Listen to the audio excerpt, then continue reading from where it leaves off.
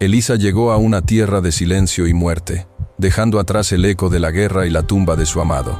Cargaba el peso del luto y la frágil esperanza de una nueva vida, pero en la desolación encontró un nuevo propósito en un guerrero al borde de la muerte y en la promesa de un hijo que merecía nacer en un mundo justo. Antes de continuar, que Dios te bendiga y que nunca te falte la salud, el amor y la esperanza en tu camino. Y ahora mismo cuéntanos, ¿desde dónde nos estás siguiendo? Bajo un cielo mudo y rojizo, una mujer embarazada descubre que la tierra que compró con esperanza fue pagada con vidas que aún no se habían perdido. El año era 1872, y para Elisa Holloway, Red Mesa debía ser el fin de un largo camino de dolor y el comienzo de todo lo demás. Cabalgaba despacio, dejando que su yegua marcara el paso sobre la tierra agrietada y sedienta. Llevaba 4 meses de embarazo, y a menudo posaba una mano sobre el suave bulto de su vientre. Un gesto que era a la vez una promesa y un recuerdo. La guerra le había arrebatado a su esposo, y esta extensión de tierra, comprada con el último dinero que le quedaba, era su santuario, un lugar donde el estruendo de los cañones sería reemplazado por el susurro del viento. Pero en Red Mesa no había viento. No había ni un solo pájaro cantando entre los escasos arbustos. El silencio era tan denso y pesado que parecía presionar contra sus oídos.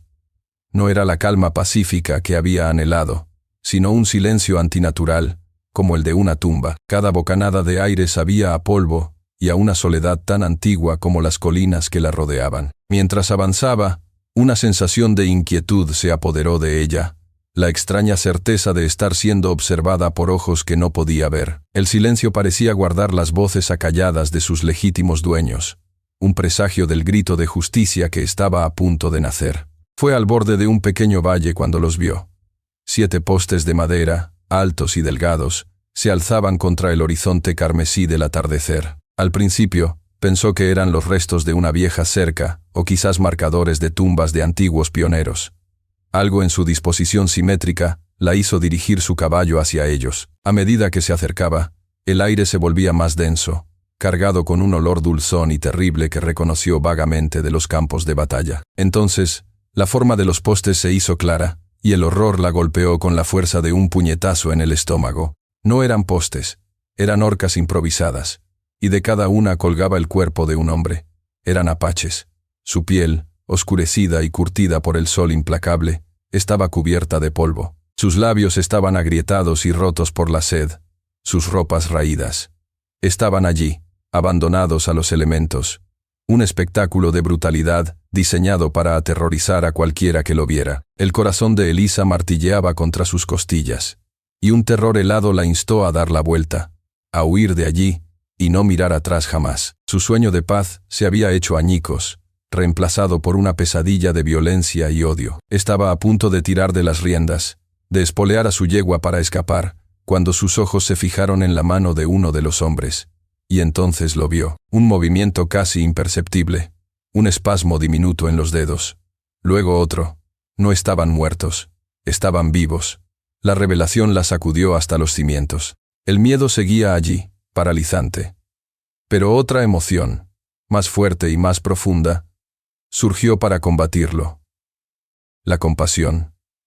No podía dejarlos allí, no podía ser partícipe de esa crueldad con su inacción. Con manos que temblaban violentamente, desmontó. Sacó el cuchillo de caza que guardaba en su montura, su hoja brillando bajo la luz moribunda del sol. Se acercó al primer hombre y, conteniendo la respiración, comenzó a cortar la gruesa soga de cuero reseco. La cuerda cedió con un crujido, y el cuerpo cayó al suelo con un ruido sordo. Repitió la operación, una y otra vez, moviéndose como en un trance. 6 veces cortó, 6 veces un cuerpo cayó a la tierra roja. El último hombre era el más alto. Su rostro, aunque marcado por el sufrimiento, poseía una dignidad inquebrantable. Cuando Elisa cortó su cuerda, él no cayó inertemente. Se desplomó, pero logró girar sobre sí mismo, amortiguando la caída. Y entonces, abrió los ojos.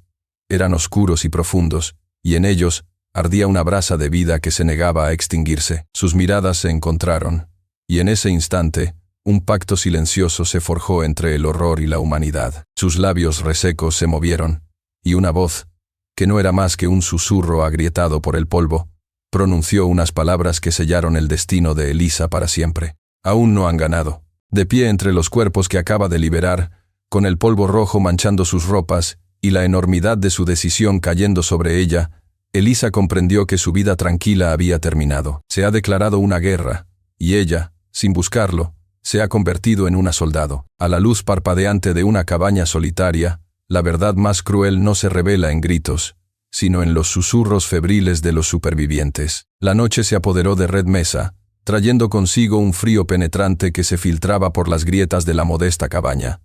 Afuera, el mundo era un lienzo de oscuridad y silencio. Adentro, sin embargo, se libraba una batalla silenciosa contra la muerte.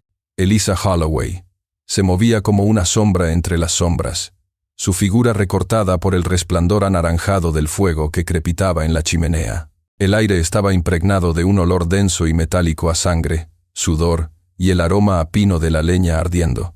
Cada hombre que había arrastrado desde el valle era un mundo de dolor, y ella era su única guardiana. Pasaron las horas en un borrón de agotamiento y urgencia. Con los pocos recursos que tenía, rasgó sábanas para hacer vendajes y calentó agua para limpiar las heridas más feas, especialmente las marcas brutales y amoratadas que rodeaban sus cuellos. Mientras trabajaba, oleadas de dolor punzante en su propio vientre la obligaban a detenerse, a apoyarse contra la pared de madera y respirar profundamente. Cada contracción era un recordatorio feroz de la vida que llevaba dentro, una vida vulnerable que dependía enteramente de su supervivencia. El miedo era un compañero constante, un nudo helado en su estómago.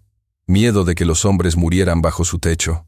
Miedo de que quien les había hecho esto regresara para terminar el trabajo, pero por encima del miedo, ardía una determinación terca, una furia protectora que no sabía que poseía. El fuego en el hogar, que luchaba contra el frío del desierto, se convirtió en un eco de la llama de rebelión que, sin ella saberlo, comenzaba a prender en su alma. Fue en las horas más oscuras, justo antes del amanecer, cuando sintió un cambio en la habitación. No fue un sonido, sino una quietud diferente. Se giró lentamente y sus ojos se encontraron con un par de ojos oscuros que la observaban desde el suelo. Era el hombre que le había hablado.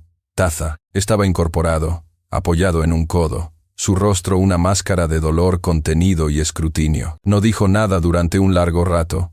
Simplemente la observó mientras ella terminaba de vendar el brazo de otro de sus compañeros. La estaba midiendo, evaluando su carácter, tratando de entender a la mujer extraña que los había bajado de las sogas. Finalmente, su voz rompió el silencio, todavía áspera pero clara. ¿Por qué? La pregunta era simple, pero contenía un universo de desconfianza y dolor. Elisa se detuvo, dejando el trapo a un lado. Se enderezó, sintiendo el peso de la noche en cada músculo. ¿Por qué? ¿Qué? Respondió ella, su voz cansada. Pudiste haberte ido, dijo Taza, sus ojos nunca apartándose de los de ella. Nadie te habría culpado. Somos apaches. Para tu gente, somos menos que animales. Elisa miró los rostros de los hombres que dormitaban en un sueño inquieto. Vio la dignidad que ni siquiera el borde de la muerte había podido borrar. Luego lo miró a él. Mi gente hizo esto, dijo ella en voz baja pero firme. Y yo soy gente. Vi a hombres, no a animales. Y nadie merece morir así. Taza mantuvo su mirada por un momento más, y luego asintió lentamente, una única inclinación de cabeza que significaba más que 1000 palabras. Parecía haber encontrado la respuesta que buscaba. Con un esfuerzo visible, se sentó más erguido. Entonces, debes saber contra qué estás luchando, dijo, y comenzó a hablar, con una voz monótona, desprovista de autocompasión pero llena de una rabia helada. Le contó la historia. Le habló de Silas Thorne, el presidente del Frontier Bank en Tucson, un hombre cuya sonrisa ocultaba un corazón de piedra. Le habló de su socio, Jedediah Kane, un hombre del ferrocarril con una ambición tan vasta como el propio desierto. Le contó cómo habían intentado comprar la tierra de su pueblo, Red Mesa, una tierra garantizada por el Tratado de 1851. Cuando su gente se negó, Thorne y Kane fabricaron historias. Acusaron a sus guerreros de atacar caravanas, de ser salvajes y rebeldes. Era una mentira, una excusa para que la ley mirara hacia otro lado. Los ahorcamientos no fueron una ejecución, fueron un acto de terror, un mensaje sangriento para cualquiera que se atreviera a desafiar su poder. Hemos dedicado mucho tiempo y esfuerzo para escribir esta historia. Si no te gusta, dale like. Si te gusta, suscríbete a nuestro canal. Ahora, volvamos a la historia. Cada palabra que Tasa pronunciaba era un golpe para Elisa. La verdad la golpeó con una fuerza física, dejándola sin aliento. El papel que guardaba en un baúl de madera, la escritura de su propiedad, el documento que representaba su futuro, su única esperanza. De repente, se sintió como ceniza en sus manos. No había comprado una tierra, había comprado la escena de un crimen. La paz que había venido a buscar estaba construida sobre la tumba de la esperanza de otros. No era una espectadora inocente. Sin saberlo, era la última pieza de su plan cruel. Las lágrimas silenciosas comenzaron a rodar por sus mejillas, lágrimas de agotamiento, de horror y de una vergüenza abrumadora. Tasa la observó, su expresión endurecida por la certeza de lo que vendría. Thorn no se detendrá, le advirtió, su voz un grave presagio. Sabe que sobrevivimos, sabe que alguien nos ayudó, enviará a sus hombres. Si te quedas con nosotros, te casarán a ti también. Elisa bajó la vista al suelo, a sus manos sucias, y a la sombra temblorosa que su cuerpo proyectaba en la pared. El instinto de supervivencia le gritaba que huyera, que tomara a su caballo y cabalgara hasta el fin del mundo. Pero entonces, sintió un suave aleteo en su interior. Su hijo, ¿qué clase de mundo le estaría construyendo si huía de la primera señal de injusticia?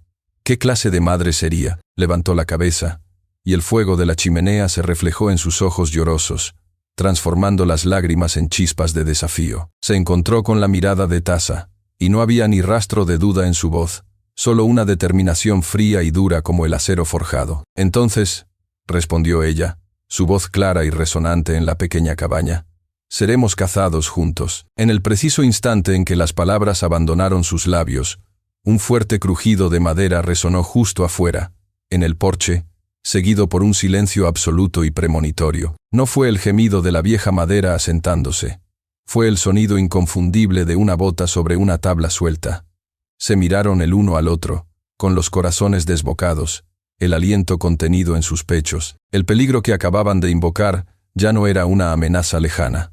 Estaba allí, en su puerta. A veces, el testimonio más poderoso no proviene de un testigo, sino de la tierra quemada y las cenizas silenciosas de un hogar que fue. Pasaron 3 días en un suspenso tenso, 3 días en los que Elisa durmió a ráfagas, despertando al menor sonido, con el corazón en un puño. Los hombres apaches recuperaban sus fuerzas lentamente. Su increíble resiliencia era un milagro silencioso que se desarrollaba en el suelo de su cabaña. La amenaza que había crujido en el porche aquella noche no se materializó, pero su presencia permaneció, flotando en el aire como un fantasma, recordándoles que su santuario era una ilusión frágil y temporal. En la mañana del 4.º día, Tasa se puso en pie.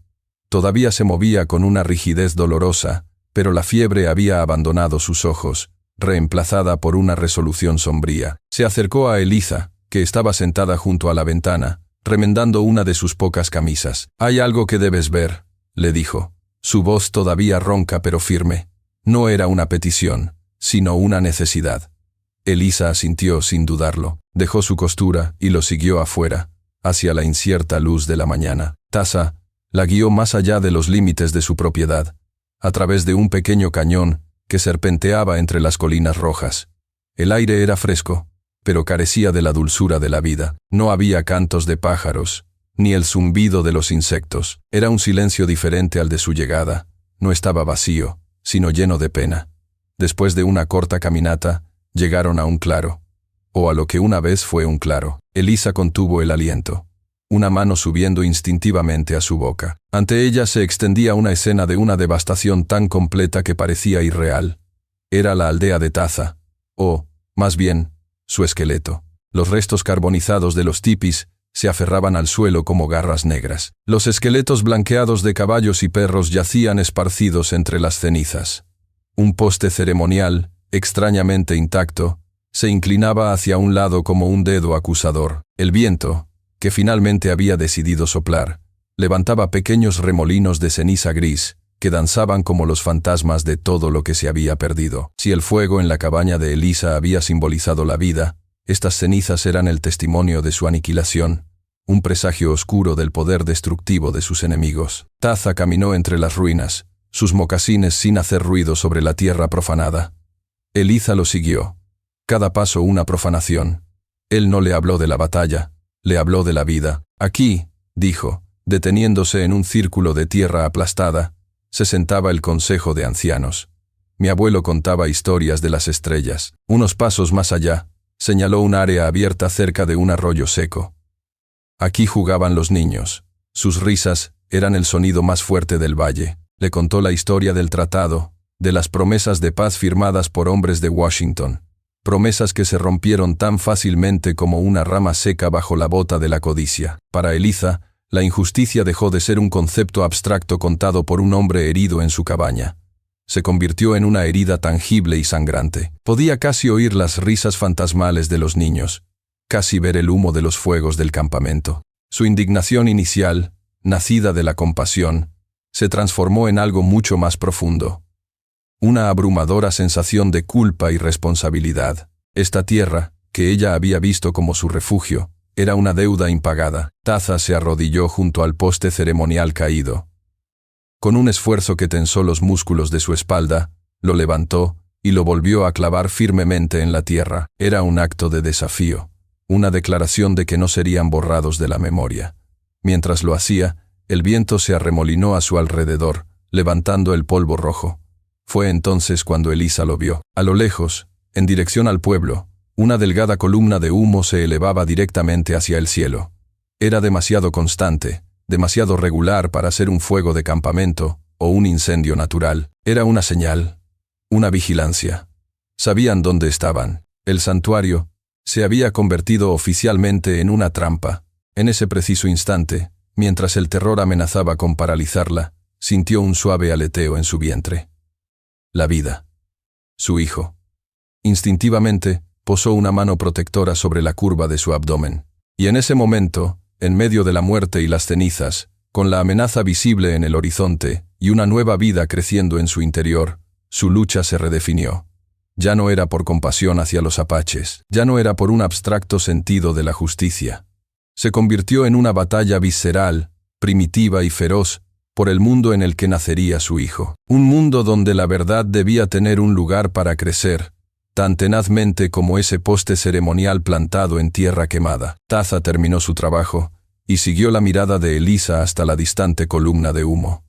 Su rostro no mostró sorpresa, solo una sombría confirmación. Desvió la mirada del horizonte y la fijó en el rostro de Eliza, en sus ojos que ya no reflejaban miedo, sino una determinación forjada en el fuego. «Vienen a por nosotros», dijo él, no como una pregunta, sino como una certeza ineludible. El momento de reaccionar había terminado. Había llegado el momento de actuar. ¿Cómo se construye una fortaleza contra un enemigo poderoso? No con piedras y mortero, sino con tinta, mapas y la voluntad inquebrantable de una futura madre. La visión de la aldea en ruinas y la ominosa señal de humo habían extinguido cualquier atisbo de duda que pudiera quedar.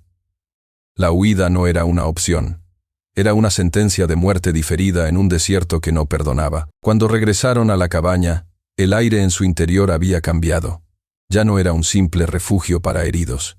Bajo la dirección silenciosa pero innegable de Eliza, se había transformado en un cuarto de guerra. La señal de humo del día anterior había encendido la urgencia de actuar, y la planificación meticulosa de esa noche presagiaba la confrontación directa y calculada que estaba por venir. Eliza despejó la tosca mesa de madera y extendió sobre ella una hoja de papel de estraza.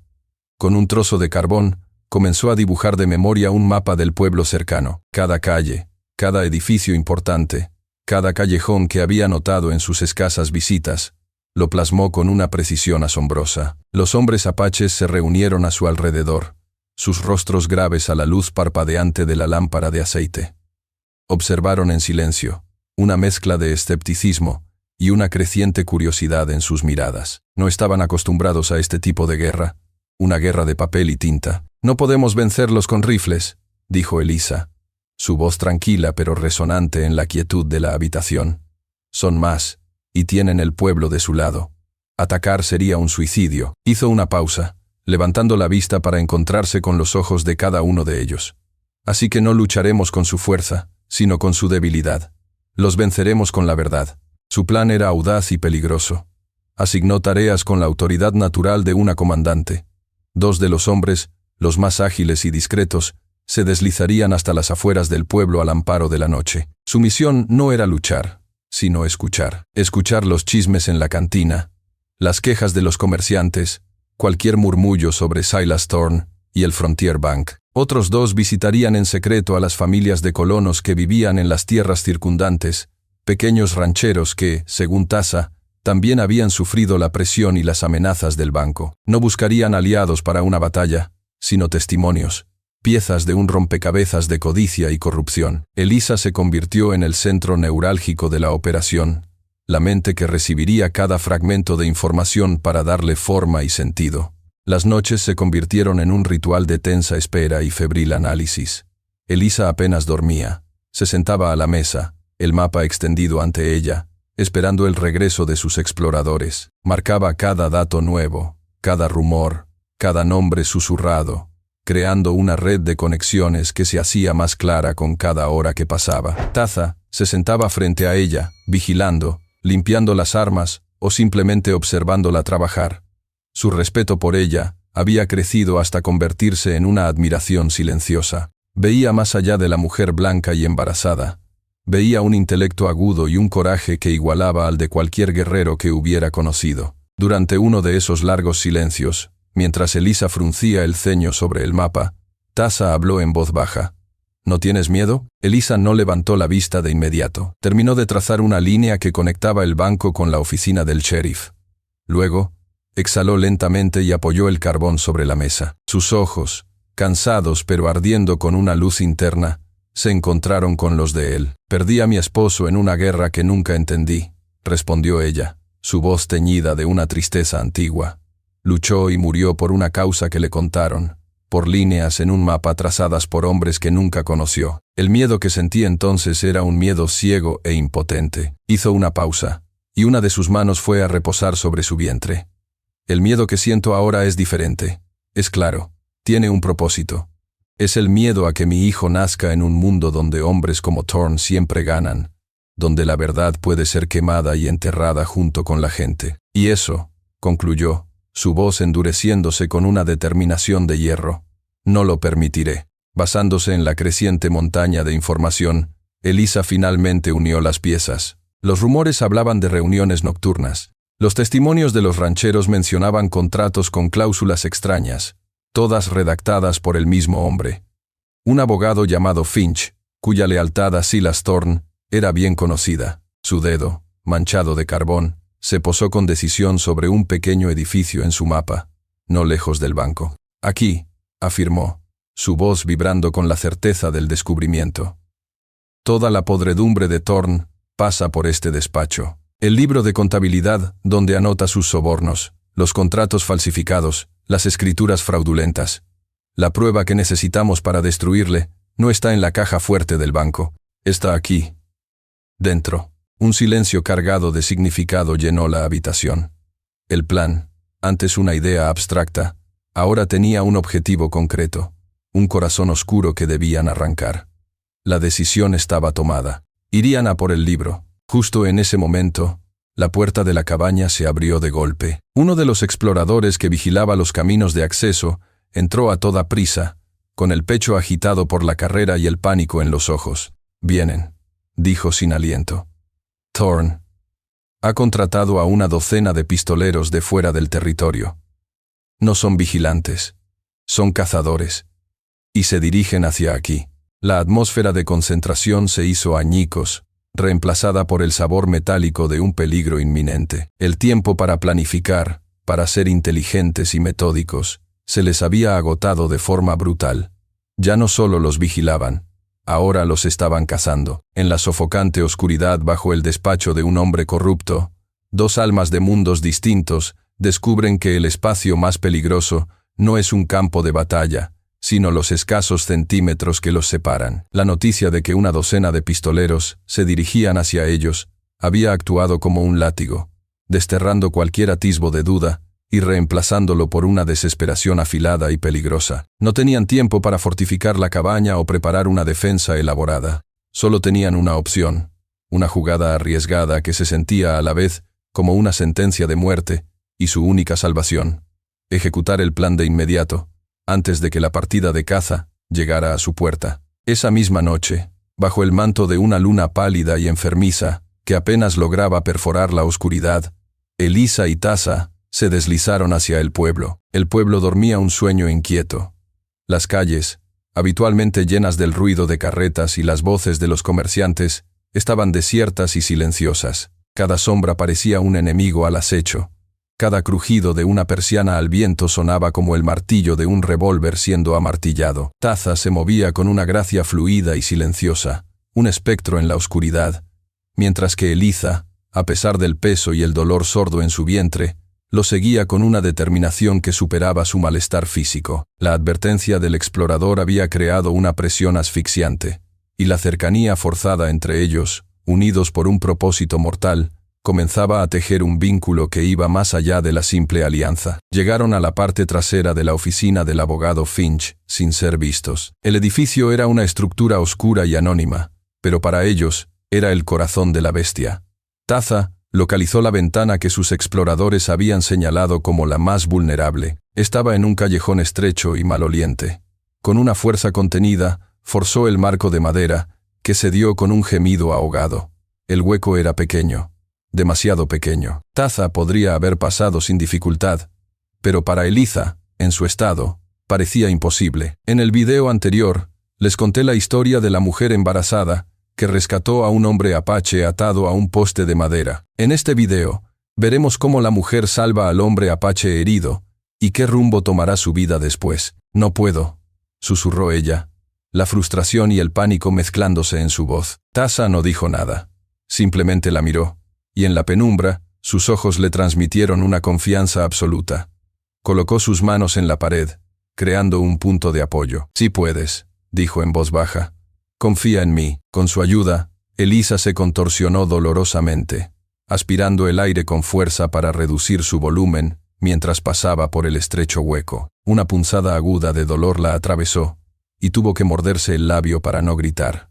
Aterrizó torpemente en el interior, y Taza se deslizó detrás de ella un segundo después. La confianza entre ellos era ahora un pacto sellado en el dolor y el peligro compartido. El interior de la oficina olía a papel viejo, a tinta, y a la hipocresía de la ley corrupta. Elisa, guiada por las notas mentales que había tomado de los informes, se movió con una certeza asombrosa. Ignoró los archivadores y los estantes de libros. Se dirigió directamente a un gran y ostentoso retrato de un juez, con cara de pocos amigos colgado en la pared principal. Con la ayuda de Taza, descolgaron el pesado marco, revelando la fría puerta de acero de una caja fuerte empotrada en la pared. «La combinación», susurró Taza. Elisa cerró los ojos, concentrándose. Los rumores hablaban de la vanidad de Thorne, de su obsesión con las fechas que marcaban su ascenso al poder. El día que se fundó el banco, el día que fue nombrado presidente, el año en que se firmó el tratado que quería anular, recitó ella en voz baja. Con los nudillos temblorosos, giró el dial, los clics metálicos resonando en el silencio como latidos de un corazón. A la tercera fecha, la cerradura cedió con un chasquido satisfactorio. Dentro, entre fajos de billetes y escrituras, había un pesado libro de contabilidad encuadernado en cuero negro. Elisa lo tomó en sus manos. Era pesado, denso con secretos. Lo abrió y, a la escasa luz de la luna que se filtraba por la ventana, vio hileras de nombres junto a cifras y fechas. Nombres de funcionarios del territorio, del sheriff, de jueces. Era el mapa de la corrupción de Silas Thorne. La prueba que necesitaban. Justo cuando una oleada de triunfo la recorría, un sonido heló la sangre en sus venas. El galope de varios caballos acercándose a toda velocidad, seguido de voces rudas y risas crueles. Era una patrulla de los pistoleros de Thorne, probablemente revisando las propiedades de su jefe antes de dirigirse a la cabaña.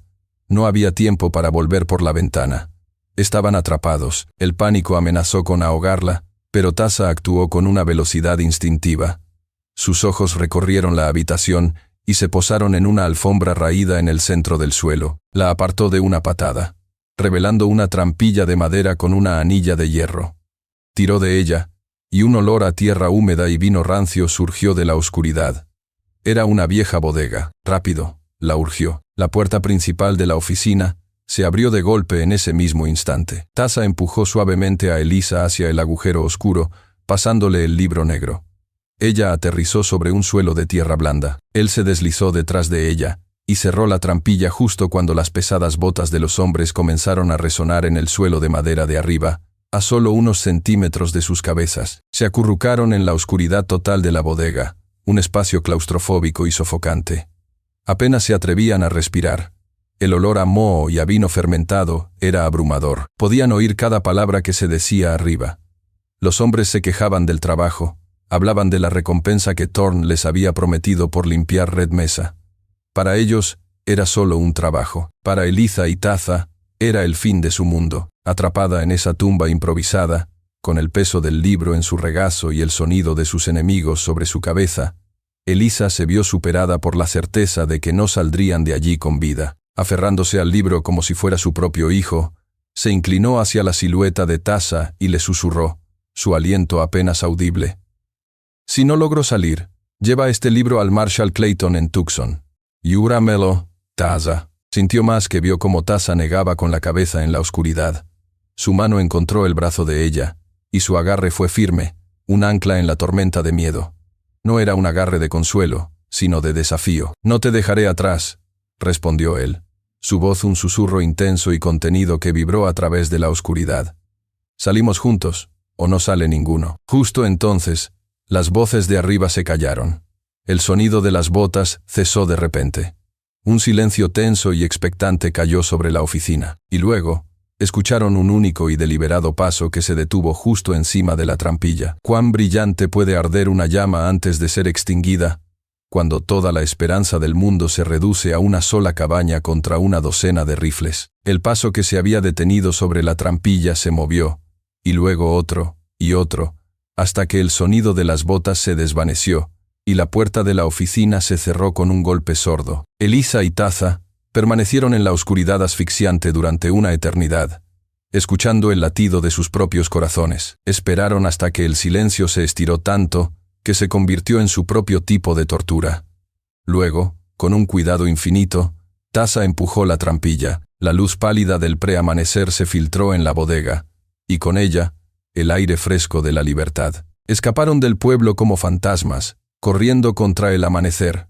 El libro negro asegurado bajo el poncho de Taza, su peso un recordatorio tangible de que habían ganado la batalla, pero la guerra estaba a punto de estallar en su misma puerta. Llegaron a la cabaña justo cuando los primeros rayos de sol teñían de rosa las colinas. No hubo tiempo para el alivio, solo para una preparación febril. Sabían que el ataque era inminente. Los pistoleros, al descubrir el robo, no esperarían órdenes. Vendrían con furia. Los hombres apaches trabajaron en un silencio disciplinado, reforzando la puerta con la mesa, atrancando las ventanas con los pocos muebles que tenían. El aire crepitaba con una tensión eléctrica, la calma tensa antes de que el infierno se desatara. Elisa, a pesar de las protestas de Taza, se negó a esconderse.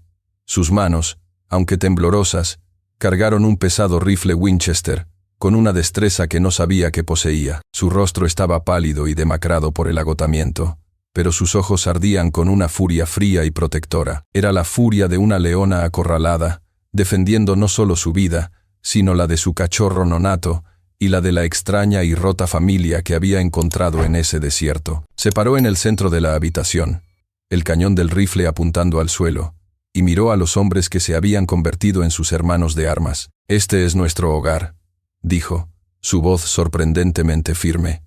«No es mucho, pero es nuestro. No moriremos huyendo en la oscuridad. Aquí es donde luchamos». El asalto comenzó al anochecer. No hubo advertencia, ni gritos, solo una repentina lluvia de balas que destrozó la noche. La madera de la cabaña se astilló y gimió bajo el impacto, convirtiendo las paredes en un colador mortal. Fragmentos de plomo zumbaban por el aire, incrustándose en la pared opuesta con golpes secos. Elisa se arrojó al suelo, el corazón martilleando contra sus costillas. A su alrededor, los apaches respondieron al fuego. No era el tiroteo caótico de hombres asustados, sino las descargas disciplinadas y letales de guerreros. Cada disparo desde la cabaña era deliberado, buscando un objetivo. 2 de los pistoleros cayeron en la primera descarga, sus siluetas desplomándose en la penumbra, pero eran demasiados. El tiroteo se prolongó durante lo que parecieron horas, un asedio implacable que desgastaba sus municiones y sus nervios. Frustrados por la feroz resistencia, los pistoleros cambiaron de táctica. Una luz parpadeante apareció en la oscuridad, luego otra, y otra. Eran antorchas. Empezaron a lanzarlas contra el techo y las paredes de la cabaña. La madera seca, curada por décadas de sol del desierto, prendió casi al instante. El humo fue lo primero que notó Elisa. Acre y asfixiante, llenó la pequeña habitación, haciendo que sus ojos lloraran y su garganta ardiera. Luego vino el calor, una ola sofocante que parecía chupar el aire de sus pulmones. Las llamas comenzaron a lamer las paredes, trepando hacia el techo con una avidez aterradora. La cabaña, su santuario, se estaba convirtiendo en un horno. Posicionada junto a una de las ventanas, Elisa vio la silueta de un hombre que se acercaba con otra antorcha. Levantó el pesado rifle, apoyando la culata contra su hombro. Apuntó. El mundo reduciéndose a la mira de hierro y la figura oscura. El recuerdo de su esposo, de la violencia que se lo había llevado, la atravesó como un cuchillo. Pero esto era diferente. Esto no era una guerra lejana. Era su hogar, su hijo. Apretó el gatillo. Gracias por haber visto hasta aquí. Si estás ocupado o tienes que salir ahora, dale like a este video para que puedas encontrarlo fácilmente más tarde. Ahora sí, volvamos a la historia. El retroceso del arma la golpeó con una fuerza brutal, sacudiendo todo su cuerpo. Vio caer al hombre, pero en ese mismo instante, una contracción violenta y cegadora la dobló por la mitad, robándole el aliento. El rifle se le cayó de las manos. El agotamiento extremo, el dolor, el humo, todo se unió en un golpe abrumador. Se tambaleó hacia atrás y cayó pesadamente al suelo, justo cuando las llamas, con un rugido hambriento, devoraban la pared detrás de ella. En medio del caos ensordecedor de los disparos y el crepitar del fuego, Taza la vio caer. El mundo pareció detenerse para él. En un instante, su deber como guerrero, su lucha por la tierra, todo desapareció, reemplazado por un único e instintivo imperativo: salvarla. Sin dudarlo, abandonó su puesto de tiro y corrió directamente hacia el muro de llamas que separaba a Elisa del resto de la habitación. El fuego lamió su ropa y chamuscó su piel, pero no se detuvo. Llegó a su lado, la encontró acurrucada en el suelo, luchando por respirar. La levantó en sus brazos como si no pesara nada. Elisa estaba apenas consciente, su cabeza colgando sobre su hombro. Taza la sostuvo con fuerza contra su pecho, protegiendo su cuerpo, y especialmente su vientre, con el suyo. Se giró y corrió de vuelta a través del infierno. Una viga de madera en llamas se desprendió del techo, cayendo con una lluvia de chispas justo donde ellos habían estado segundos antes. Taza emergió de la cabaña en llamas como una aparición surgida del propio infierno, con la ropa humeante y el rostro cubierto de hollín. Llevaba a Elisa en brazos, su figura una silueta oscura contra el resplandor anaranjado y furioso de la destrucción. Dio unos pasos tambaleantes hacia el patio y se detuvo, con el pecho agitado, buscando aire limpio. Por un segundo, estuvieron a salvo del fuego, pero estaban completamente expuestos. El tiroteo se detuvo. El silencio que cayó fue repentino y más aterrador que el ruido. En la penumbra iluminada por el incendio, vieron a los pistoleros restantes. Eran 7 figuras oscuras que se levantaron de sus posiciones y giraron lentamente sus rifles hacia ellos. Estaban en el centro del patio, atrapados entre el infierno ardiente a sus espaldas y un semicírculo de cañones de rifle frente a ellos. No había a dónde huir, no había dónde esconderse. El juego había terminado. El mundo se había reducido a un patio infernal, donde 7 rifles apuntaban a Taza y a Elisa. En el instante previo al final, una voz estentórea desgarró la noche. ¡Alto! Ahí, en nombre de la ley del territorio de Arizona. De la penumbra emergieron una docena de marshals a caballo, liderados por la imponente figura del Marshal Bo Clayton. Atrapados entre sus presas y el muro de la ley, los pistoleros vacilaron. Ese instante fue suficiente. Los marshals los rodearon, y la balanza de poder cambió de forma tan repentina que la rendición fue inevitable. El líder de los pistoleros arrojó su rifle con amarga derrota, y los demás lo siguieron. La batalla había terminado. Mientras los hombres de Thorn eran desarmados, un médico atendió a Elisa. Taza la depositó en el suelo con suavidad, y aunque ella estaba cubierta de hollín y temblaba por el shock, El médico confirmó que tanto ella como el bebé estaban fuera de peligro inmediato. El Marshal Clayton desmontó y se acercó. «Señora Holloway», dijo con voz grave, «recibí un mensaje hace 2 días. Un joven apache cabalgó sin descanso para entregármelo. El plan de contingencia de Eliza había funcionado». Con voz débil, ella susurró: «El libro». Taza. Taza entendió y le entregó el pesado libro de contabilidad negro al Marshal. A la luz del fuego, Clayton pasó las páginas. Su expresión se endureció al ver expuesta, nombre por nombre y cifra por cifra, la vasta red de corrupción de Silas Thorne.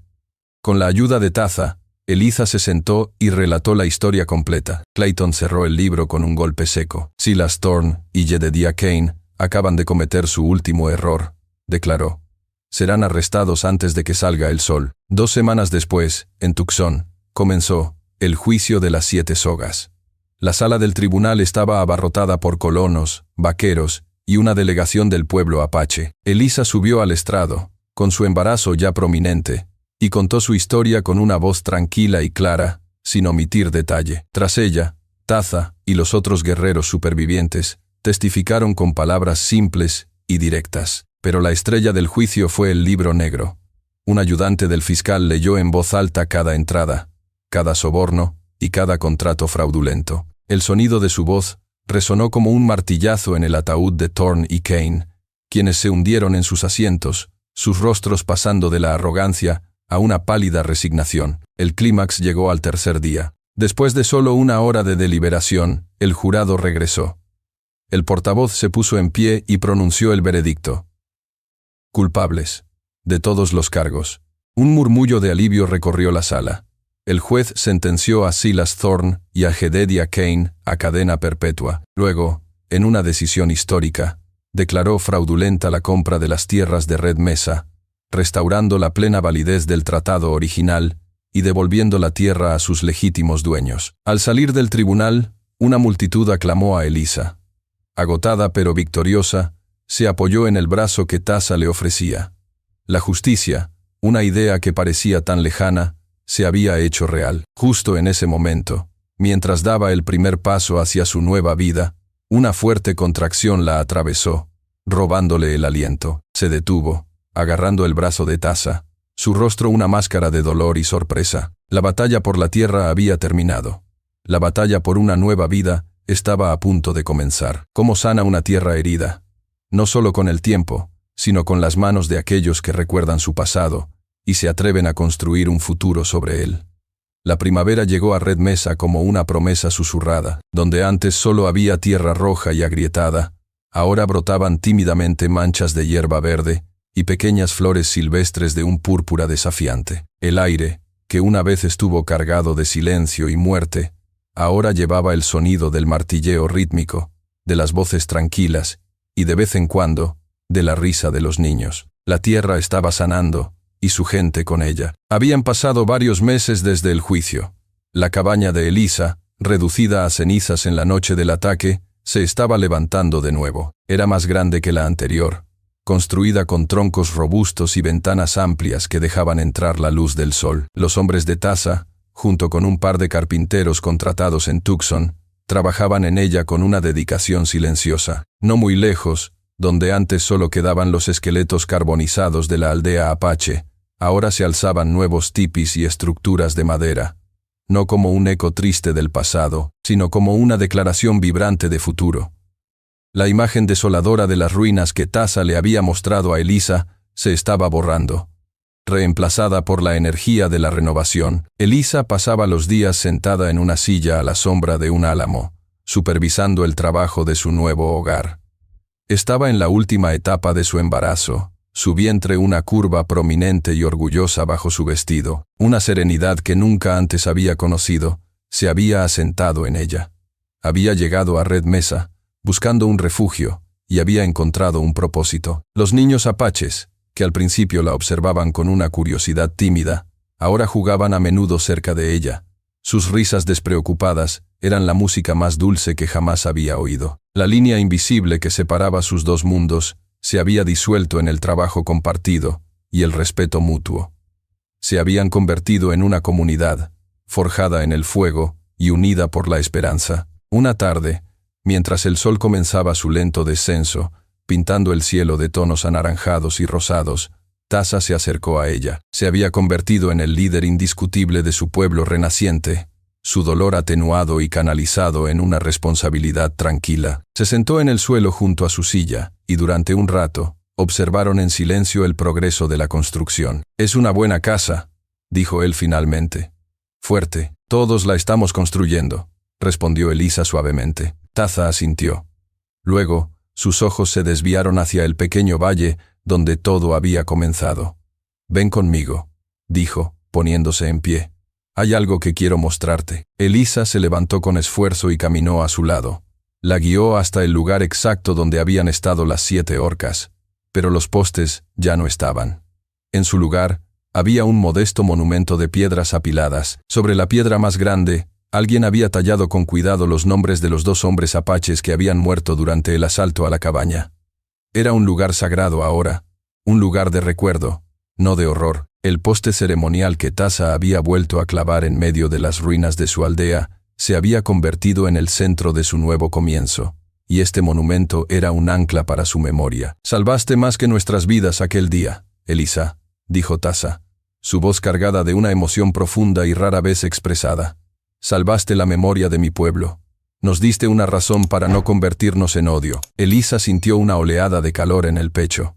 Miró el monumento, luego el valle que reverdecía, y finalmente a Tasa, el guerrero que se había convertido en su amigo más cercano, en su familia. Una sonrisa suave curvó sus labios, y posó ambas manos sobre su vientre abultado, donde sintió un suave movimiento. «No, Tasa», respondió ella, su voz apenas un susurro.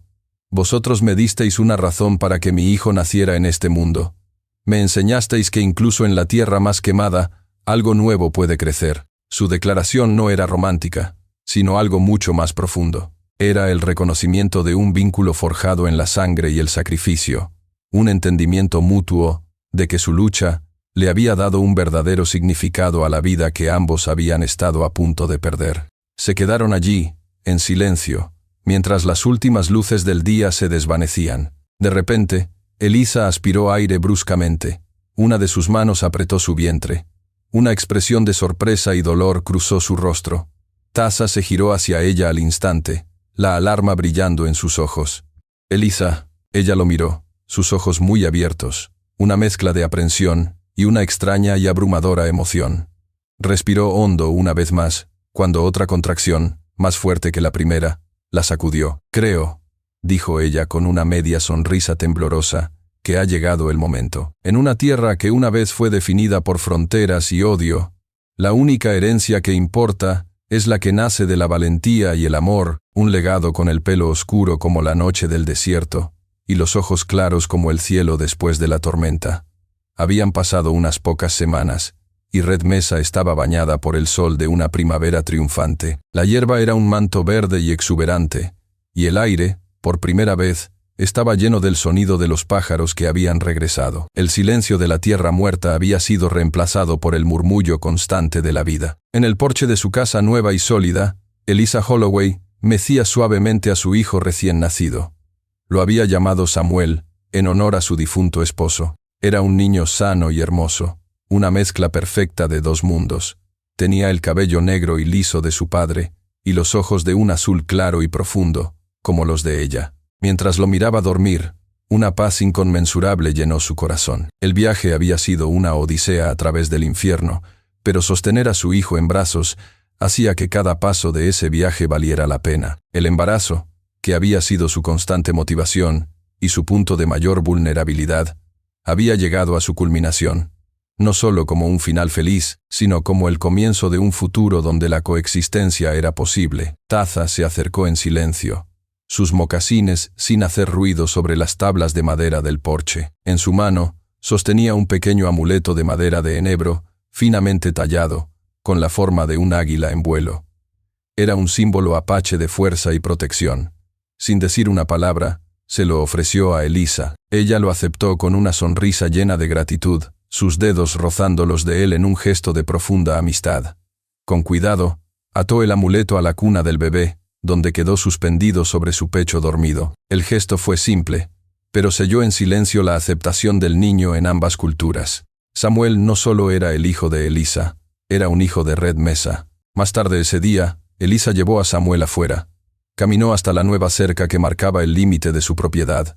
Ya no era una barrera, sino una línea de cooperación, un punto de encuentro. Al otro lado, Tasa estaba plantando un joven álamo, sus manos hundidas en la tierra fértil. Elisa se detuvo, sosteniendo a su hijo contra su pecho para que pudiera sentir el calor del sol y oír el susurro del viento en las hojas. Le habló suavemente a su hijo, su voz llena de un amor tan vasto como el cielo sobre ellos. «Esta tierra, Samuel», le susurró, «es donde aprendimos que el coraje no es la ausencia de miedo, sino la decisión de actuar a pesar de él. Es la tierra donde tu madre y tu tío Tasa lucharon, no por venganza, sino para que tú pudieras ser libre». La última imagen de la historia no necesitaba palabras.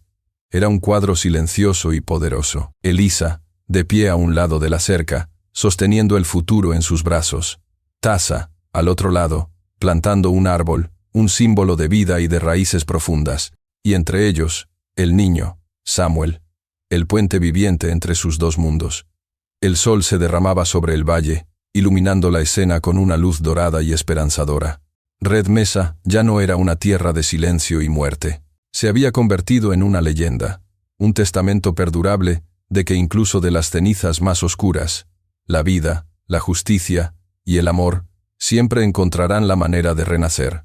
La historia de Elisa Holloway y Tasa es un poderoso recordatorio de que el destino de una tierra a menudo descansa sobre los hombros de una sola persona dispuesta a actuar. Lo que comenzó con una mujer embarazada buscando refugio del dolor, se transformó en una épica batalla por la justicia, demostrando que la verdadera fortaleza no reside en la fuerza de las armas, sino en la convicción de un corazón compasivo. Red Mesa, una tierra bautizada en sangre y silencio, fue renacida no solo por la ley, sino por la humanidad compartida entre dos mundos que se atrevieron a confiar el uno en el otro. Su legado, encarnado en un niño de dos sangres, nos enseña una lección profunda y atemporal. A menudo, el acto de bondad más simple, como una mano extendida en la más profunda oscuridad, tiene el poder no solo de salvar una vida, sino de redimir el alma de una tierra entera. Tómese un momento para reflexionar sobre esta historia. A continuación, tienes dos historias más que destacan directamente en tu pantalla. Si esta te encantó, no querrás perderte estas. Solo haz clic y échales un vistazo. Si esta historia ha conmovido su corazón, considere la posibilidad de llevar esa calidez a quienes la necesitan, pues un pequeño gesto puede, en verdad, cambiar el mundo. Y no olvides darle like, suscribirte y activar la campanita para no perderte ninguna novedad de